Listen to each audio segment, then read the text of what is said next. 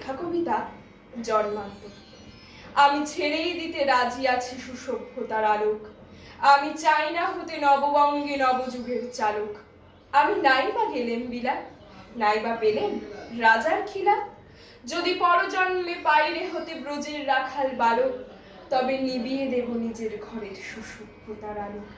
যারা নিত্য কেবল ধেনু চড়ায় বংশী বটের তলে, যারা গুঞ্জা ফুলের মালা গেথে পরে পড়ায় গলে, যারা বৃন্দাবনের বনে সদাই শ্যামের বাঁশি শোনে, যারা যমুনাতে ঝাঁপিয়ে পড়ে শীতল কালো জলে, যারা নিত্য কেবল ধেনু চড়ায় বংশী বটের তলে।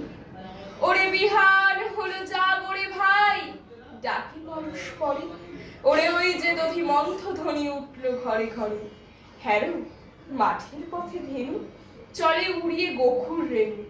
হ্যারো আঙিনাতে ব্রজের বধূ দুগ্ধ দহন করে। ওরে বিহান হলো যা ওরে ভাই, ডাকে পরস্পরে। ওরে শাওন মেঘের ছায়া পড়ে কালো তমাল মূলে। ওরে এপার ওপার আধার হলো কালিন্দিরি কুলে। ঘাটে গোপাঙ্গনা ডরে কাপে খিয়া তরির পরে। হ্যারো কুঞ্জ বনে নাচে ময়ূর কলা খানি তুলে। মোরা নব নবীন ফাগুন রাতে নীল নদীর তীরে। কোথা যাব চলি অশোক বনে শিখি পুচ্ছ শিরে। যবে দোলার ফুল রশি দিবে নিপ শাখায় কষি। যবে দক্ষিণ বায় বাঁশির ধ্বনি উঠবে আকাশ ঘিরে। মোরা রাখাল মিলে করব মেলা নীল নদীর তীরে। আমি হব না ভাই নববঙ্গে নবযুগের চালক।